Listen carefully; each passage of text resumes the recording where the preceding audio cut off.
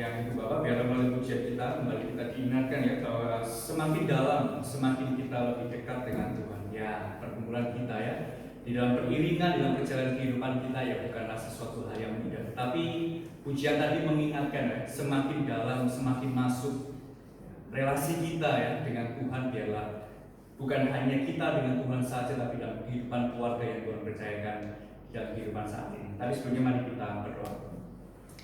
Bapa di surga, pada saat ini kami sekali lagi mau mendengar sabda Tuhan di dalam renungan kami. Tuhan menyapa kami di dalam minggu ini.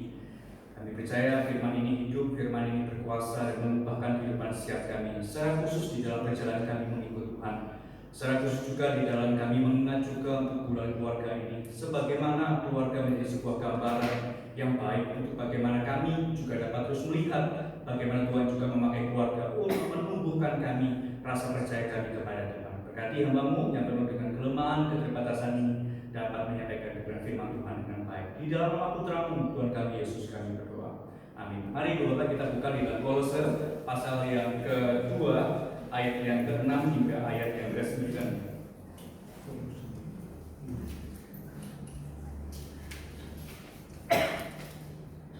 Kolose pasal yang kedua, ayat yang ke-6 hingga ayat yang ke-9.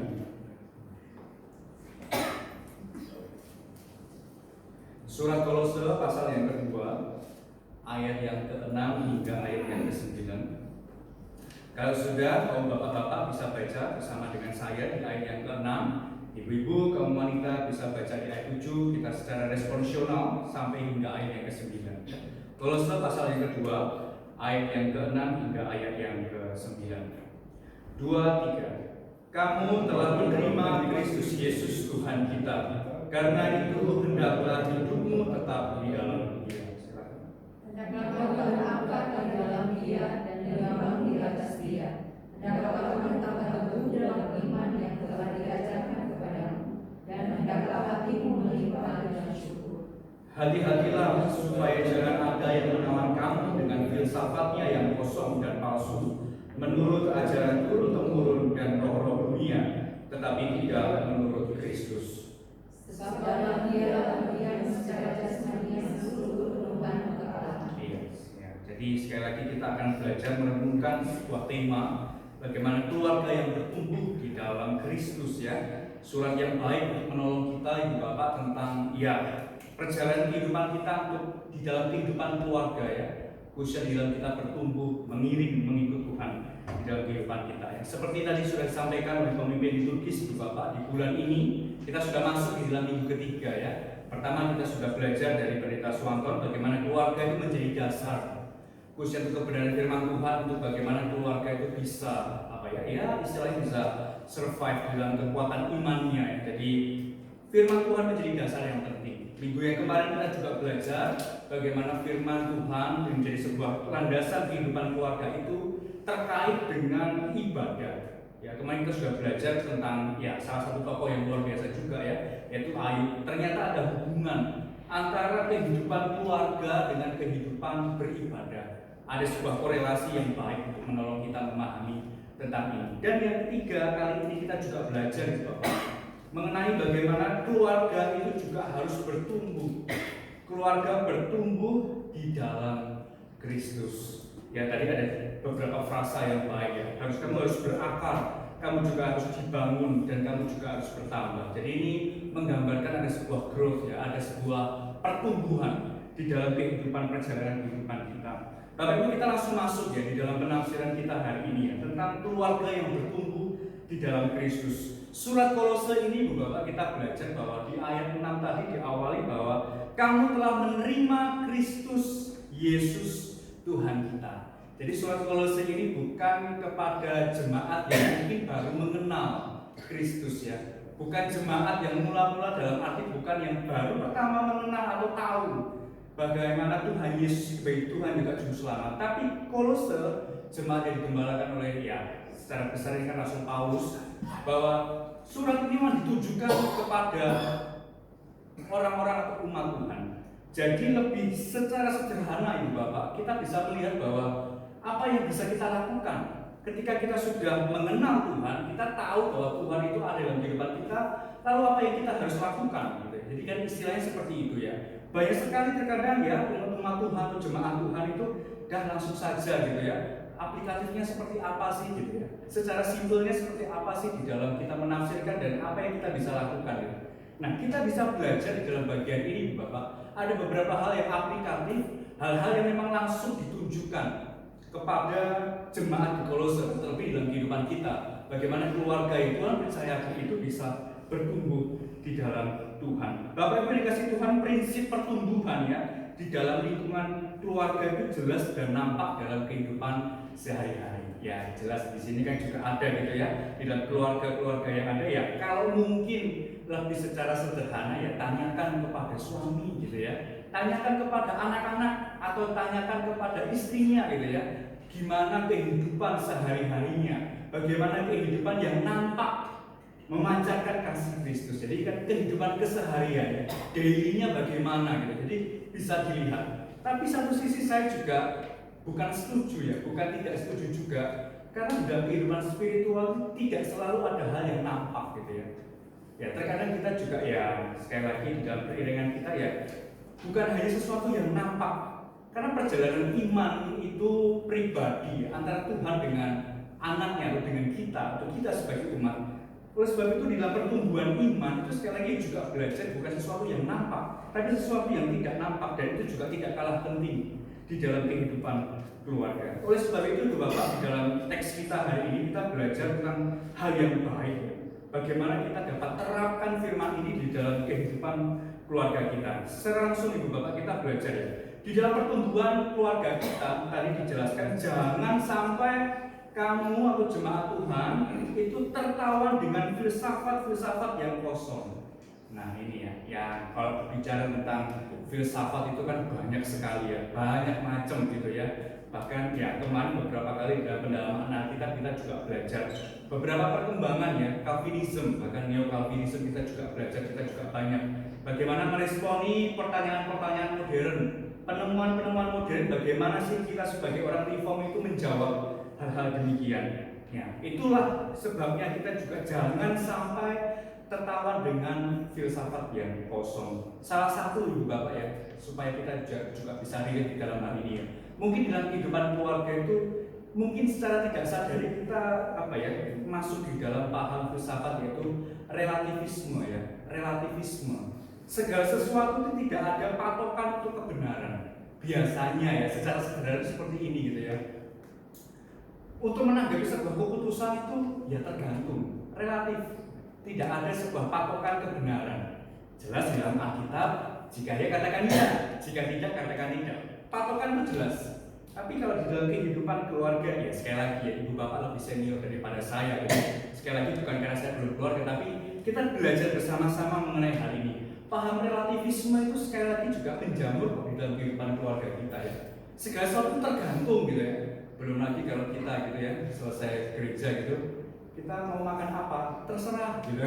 Itu pusing ya, makan apa gitu ya, terserah, tergantung moodnya, tergantung pengen selera apa. Kalau cuacanya mendung-mendung gini ya enak lah ya makan yang buah atau apa gitu ya. Ini ibaratnya ya untuk perumpamaan saja. Jadi relativisme itu ya sangat menjamur kok di dalam kehidupan keluarga. Sesuatu yang tidak ada patokan tapi ya relatif, tergantung, tidak ada sebuah patokan.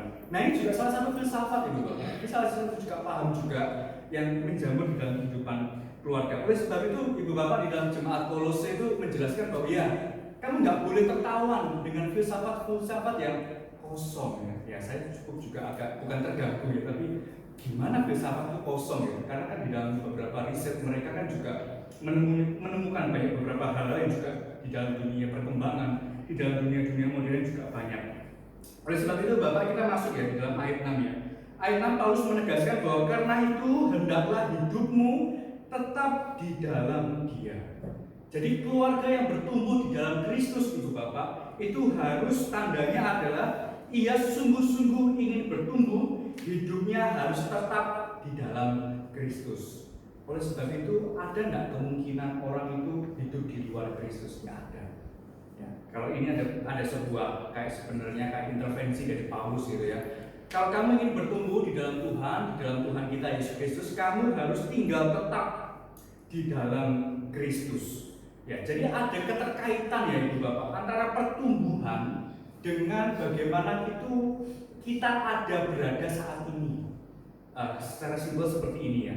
Jadi ada kaitannya pertumbuhan itu dengan sebuah positioning, ada sebuah keterkaitan antara gimana kita itu berpijak. Ya. Seperti halnya apa yang dikatakan oleh Paulus ya. Kamu harus tetap ada di dalam Dia, tetap di dalam. Ini kan menunjukkan sebuah tempat, Bapak ya. Tetap di dalam, di dalam. Kalau kita bisa gambarkan lagi ya, ketika Yohanes menangkap baik tentang perumpamaan pokok anggur ya, kamu tidak akan bisa berbuat apa-apa kalau kamu itu di luar aku.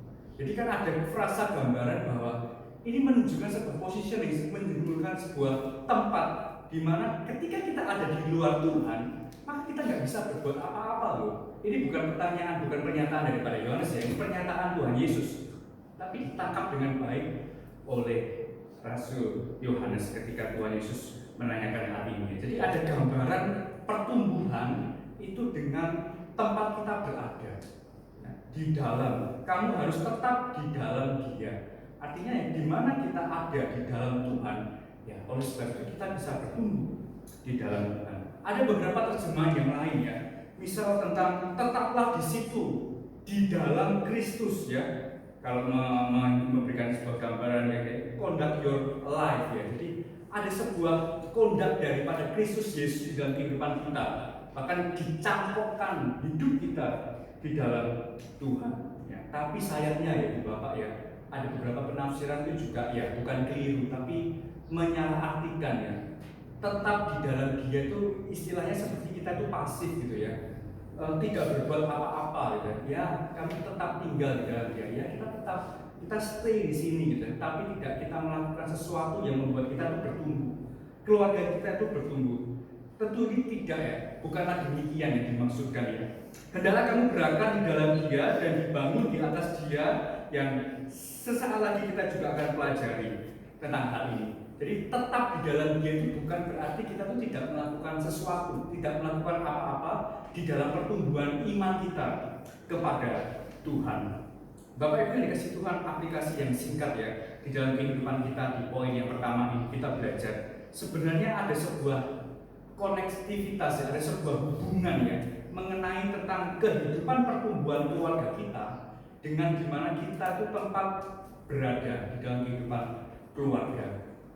Artinya adalah keluarga itu salah satu tempat yang utama ya di mana kita hidup gitu ya. Kita bangun, kita melakukan sesuatu ya pasti tentu ada anak-anak kita, tentu ada suami kita, tentu ada istri kita ya. Keluarga itu menjadi tempat yang utama. Jadi ada sebuah hubungan yang baik ya, bagaimana orang yang bertumbuh di dalam Tuhan itu tentu juga keluarganya itu bertumbuh juga di dalam Tuhan. Karena ada sebuah hubungan di dalam hal ini. Nah, kita bisa menolong hal ini secara apa ya Bapak? Tetap di dalam Dia. Sekali lagi itu bukan melakukan sesuatu yang tidak melakukan apa-apa, tapi bagaimana kita itu hidup tetap di dalam cengkramannya Tuhan, di dalam bagaimana koridornya Tuhan. Contoh supaya kita gambarkan dengan baik ya, kisah Maria dan juga Marta ya. Sekali lagi kita juga ditolong ya beberapa gambaran yang baik, beberapa kisah-kisah yang baik untuk menolong hal ini. Supaya kamu tetap di dalam Dia. Ya, Maria itu menyibukkan gitu ya, menyiapkan bagaimana Kristus Yesus datang menjamu untuk rumahnya. Tapi sekali lagi kita lihat Marta ya. Marta itu tetap tinggal khususnya di dekat Tuhan Yesus untuk mendengar. Yang artinya adalah ketika Tuhan juga menyampaikan Marta, tidak ada sesuatu yang akan terambil daripadamu. Jadi istilahnya ini sebuah hal yang berkenan di hadapan Tuhan. Yang artinya di dalam kehidupan keluarga kita pun Ibu Bapak, ya seharusnya kita juga terkadang harus rehat, khususnya juga di dalam diam di hadapan Tuhan. Ya, ini dalam perjalanan kehidupan kita ya Ibu Bapak, sekali lagi khususnya di dalam pertumbuhan keluarga kita yang dikasihi Tuhan. Bagaimana ya pertumbuhan di dalam kehidupan keluarga khususnya itu tetap di dalam Dia. Selanjutnya Ibu Bapak, pertumbuhan atau keluarga yang bertumbuh itu juga berbicara tentang berakar, dibangun, dan bertambah. Berakar, dibangun, dan bertambah. Saya masuk di bagian pertama tentang berakar ya. Kalau ibu bapak ya perhatikan ya, ada salah satu tanaman di halaman gereja kita ya, yang bagian kiri itu ada tanaman tuh kangkung ya. Itu pertama kali sudah dicabut gitu ya, terus sudah selesai nggak ada, tahu-tahu muncul lagi gitu ya. Habis itu kita diskusi kayaknya harus dicabut ini karena ya menjalar ketika kita parkir atau apa ya, karena ya cukup terganggu juga gitu ya, karena kita juga nggak sengaja tahu-tahu ya kena gitu tumbuhan itu ya, karena tumbuhannya juga merambat jadi dicabut, muncul lagi. Kalau ibu bapak perhatikan di sini, jadi berakar itu ya sebuah filosofi bagaimana sebuah pertumbuhan di sana itu. Sesuatu yang dicabut tahu-tahu yang muncul lagi karena dia tertanam, dia berakar di tempat yang baik, di tempat di mana dia juga cukup dengan ya kalau istilah bahasanya nutrisi di dalam pertumbuhannya gitu ya, secara tanaman. Ya demikian bahwa jalan kehidupan kita ya. Ketika kita berbicara tentang berakar di dalam Tuhan, yaitu menarik untuk kita perhatikan bahwa ya kita juga belajar untuk mengenal identitas kita di hadapan Tuhan ya. Ya ini kan juga pendekatan beberapa tafsiran juga di yang baik dan tentang Derrida itu kan social identity, beberapa hal yang baik tentang hal itu. Tapi kita belajar bahwa identitas itu tidak bisa juga dilepaskan dari apa namanya pertumbuhan. Pertumbuhan juga tidak bisa lepas dari apa itu artinya namanya identitas ya. Berakar di dalam dia itu sekali lagi sebuah metafor kehidupan, metafor akan namanya pertumbuhan ya. Ketika kita berakar di dalam Tuhan, berakar di dalam Kristus, ya tentu kita memiliki sebuah pertumbuhan di dalamnya. Ini juga ada beberapa penafsiran yang baik tentang perumpamaan penabur ya. Kalau ibu bapak ingat ya, beberapa Injil juga menanyakan tentang ini ya, tentang perumpamaan penabur juga ya. Benih yang tidak berakar akan disapu, orang tidak mengalami pertumbuhan karena berakar di dalam yang lain. Ya, bahkan dikatakan juga berakar di dalam kekhawatiran. Ini ya, ini beberapa tafsiran yang aplikatif ya Bapak ya. Ketika kita berakar di dalam kekhawatiran, berakar di dalam persoalan hidup, kita berakar bagaimana kita memandang permasalahan itu lebih besar daripada Tuhan kita gitu ya. Sekali lagi saya tidak mau mengecilkan gitu ya pergumulan ibu, permasalahan ibu bapak, karena ibu bapak lebih senior, ibu bapak punya keluarga gitu, dalam arti yang mungkin lebih kompleks di dalamnya. Tapi sekali lagi mari kita bisa belajar bersama tentang hal ini, bahwa ketika kita berakar di dalam Tuhan, ya kita melihat bahwa pergumulan, hal-hal kekhawatiran itu ya kita sebenarnya Tuhan kita jauh lebih besar gitu. Ya, saya tidak mau menafsirkan itu lebih banyak gitu ya, karena ya akan nanti condong dalam salah satu teologi tertentu. Tapi sekali lagi berakar itu penting di dalam Tuhan ya. Berakar itu penting di dalam Tuhan, karena sekali lagi ya perumpamaan penabur itu menolong kita supaya kita juga terus tetap tinggal di dalam Tuhan, kita berakar di dalam Tuhan. Selanjutnya Ibu Bapak, ketika kita sudah berbicara tentang berakar, kita juga belajar tentang apa itu artinya membangun ya. Membangun di sini kan sebenarnya beberapa kata yang dipakai kan cukup baik ya, tentang konstruksi ya, tentang bagaimana hubungan satu dengan yang lain di dalam bangunan ini, bagaimana kita dibangun di dalam Tuhan. Ya mungkin kita nggak perlu panjang lebar terkait hal ini, karena sekali lagi ya dibangun di dalam Tuhan pasti fondasinya yang penting adalah ketika kita hidup berakar di dalam Tuhan. Kalau akarnya atau fondasinya nggak kuat ya sekali lagi Ibu Bapak kan juga jauh lebih paham tentang apa itu artinya bangunan. Bagaimana fondasi itu menjadi hal yang penting, dan juga bangunan itu juga akan nanti muncul di dalam hal itu gitu ya. Paham reform juga mengajarkan ya Ibu Bapak, solus Kristus gitu ya, hanya Kristus saja ya, hanya Kristus saja di dalam kehidupan kita. Ya, terkadang dalam kehidupan keluarga kita pun juga kadang-kadang gitu ya. Apakah keluarga kita tuh juga memahami hal ini, dibangun di dalam Kristus, atau ada paham-paham yang lain, atau ada solus-solus yang lain, bukan hanya Kristus saja, bukan solus Kristus saja, tapi ada sesuatu hal yang lain yang ya sekali lagi bangunan yang kuat di dalam kerohanian ya, bangunan hanya tetap tinggal di dalam Tuhan, tidak ada yang lain kecuali di dalam Tuhan. Karena sekali lagi perumpamaan yang baik, di luar aku Tuhan, kamu tidak bisa berbuat apa-apa. Ya, konsep konstruksi ini sebenarnya cukup kental juga ya, digambarkan oleh catatan Paulus di beberapa hal ya. Paulus juga menjelaskan bahwa kepala itu Tuhan Yesus, dan kita jemaat itu adalah juga bangunan yang terdiri dari banyak anggota. Ini gambaran-gambaran yang konstruksi ya, gambaran-gambaran yang diterangkan oleh Paulus kepada beberapa jemaat pada saat itu, beberapa suratnya juga. Jadi perbedaan pemahaman kita di dalam kehidupan keluarga ya, di dalam pengambilan keputusan, yang mari sekali lagi, perbedaan bukanlah menjadi hal yang alasan utama untuk kita bercakap untuk lebih dalam ya. Intinya pada itu adalah perbedaan itu bukan menjadi hal kita untuk ngambek boleh gitu ya, tapi sekali lagi ya, jangan sampai itu ya bukan melukai atau berdampak kepada pertumbuhan keluarga yang Tuhan percayakan di dalam kehidupan kita.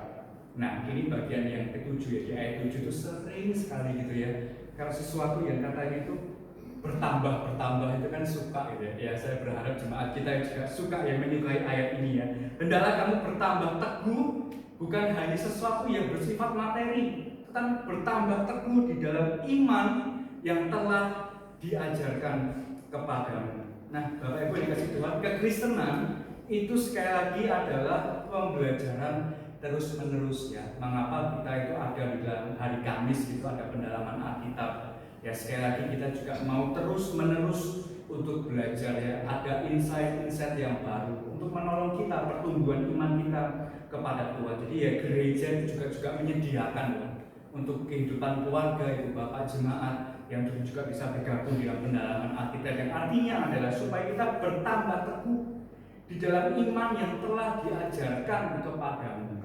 Artinya di sini Bapak, bertambah itu bukan sesuatu yang eksistensi ya, percaya gitu, bukan sesuatu yang eksistensi, bukan yang keberadaan, tapi sesuatu yang bersifatnya itu konten ya. Artinya ya, kadar iman kita itu di dalam kita mengenal kekuatan iman kita kepada Tuhan.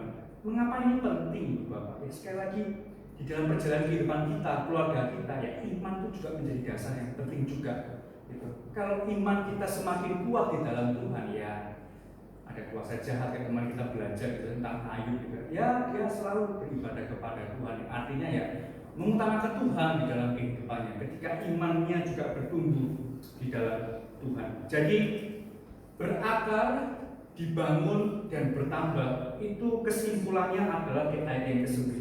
Sebab dialah berdiam jasmani seluruh kepenuhan kealahan. Ya, jadi kita belajar tentang bertumbuh, berakar, bertumbuh, dibangun, itu memuncak klimaksnya kepada sebuah kepenuhan di dalam Tuhan. Ya, kalau kita sudah belajar tentang kepenuhan di dalam Allah, ya tidak ada lagi gitu ya. Semua sudah klimaks di sana, semua sudah puncaknya ada di sana. Yang artinya adalah hendaklah kamu bertambah teguh di dalam pengajaran iman. Ya, kita bersyukur ya, kita di dalam gereja kita pun juga mewarisi sebuah tradisi yang baik ya, reform. Ya, sekali lagi itu juga menolong iman kita ya, bagaimana kita juga menafsirkan Alkitab dengan bertanggung jawab. Bagaimana ketika penafsiran itu bertanggung jawab, ya sekali lagi itu juga akan menguatkan iman kita kepada Tuhan gitu ya. Karena sekali lagi ya, salah sentuh itu salah penafsiran juga sekali lagi ya, tidak bertanggung jawab juga akan ya membuat iman itu hanya sebuah ledakan gitu ya, hanya sebuah momentum gitu ya. Ya, acara 2 kali 45 menit sudah selesai, habis itu sudah lupa di dalamnya. Tapi kalau kita benar-benar ya memahami dengan tradisi yang baik gereja kita, sebagaimana Pak Hamdi, ya kita dapat bertumbuh di dalamnya dengan pengajaran yang kuat. Seperti Paulus ketika sudah menemukan Kristus ya, apa yang kuanggap keuntungan bagiku, kuanggap rugi akan pengenalan akan Kristus. Jadi ya, Paulus sudah ada di puncak ketika mengenal Tuhan di dalamnya. Bahkan ada sebuah kata yang maaf ya, yaitu sampah yang dianggap oleh Paulus, yang menjadi dulunya keuntungan baginya, tapi dianggap sampah. Dan dia menemukan sebuah mutiara ketika ia mengenal Tuhan. Ya, seharusnya dalam pertumbuhan keluarga kita ya Bapak, keluarga yang bertumbuh dalam Kristus, ya mari kita juga mengenalkan sekali lagi pengajaran yang kuat, pengajaran yang benar-benar meneguhkan iman kita untuk kita bertumbuh.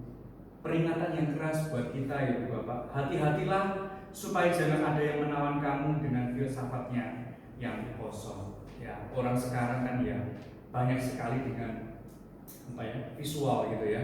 Saya juga membaca beberapa artikel kenapa sih beberapa short video gitu ya, 15 detik, 30 detik memang sudah di playlist demikian gitu ya, karena orang nggak bisa bertahan gitu ya, karena ya 15 detik ya cukup, 30 detik scroll itu itu sekali lagi ya, pemahaman dunia juga, dan kita terkadang juga terlena ya. Saya pun juga belajar ya sebagai anak muda di dalam ya tidak bisa lepas dengan apa itu namanya sosial media, tapi itu paham dunia gitu ya.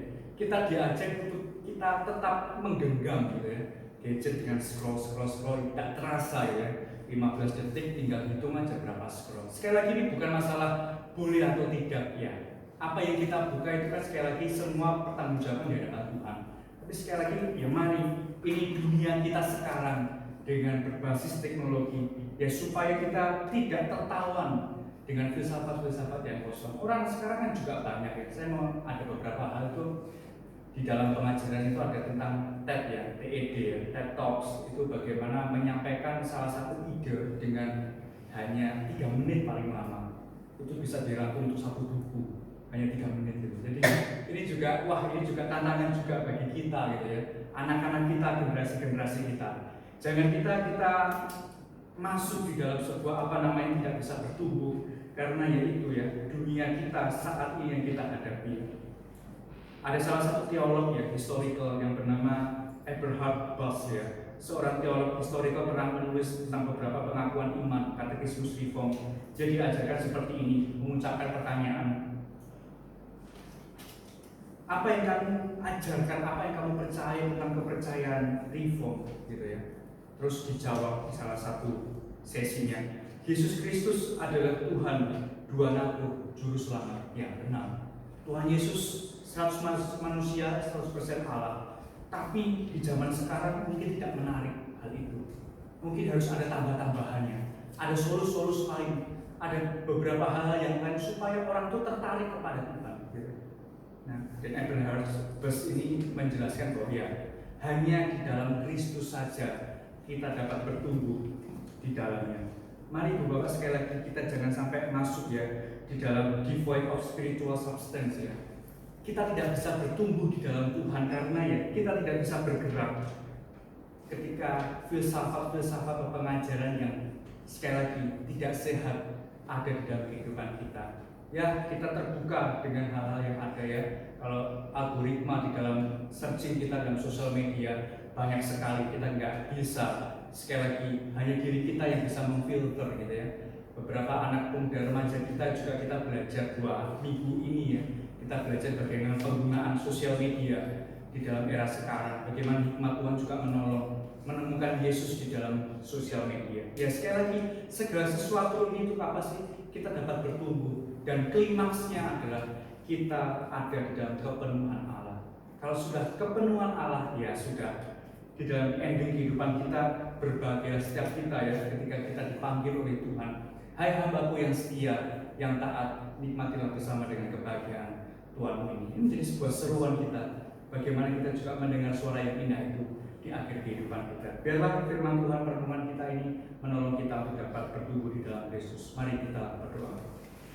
Bapak, terima kasih sekali lagi di dalam renungan kami, jauh daripada sempurna pemberitaan ini, tapi sekali lagi Tuhan juga sempurnakan dalam hati setiap kami, supaya keluarga-keluarga yang Tuhan percayakan khususnya di dalam kehidupan gereja di tempat ini sungguh dapat bertumbuh, berakar, dibangun, bahkan mengalami sebuah kepenuhan di dalam Tuhan. Iman kami kepada Tuhan sungguh menjadi sebuah kerinduan kami untuk kami makin setia membawa keluarga kami untuk datang kepada Tuhan. Terima kasih di doa kami sekali lagi, Tuhan menyerahkan dalam putra-Mu Tuhan kami Yesus, kami berdoa. Amin. Kami berikan Kristus.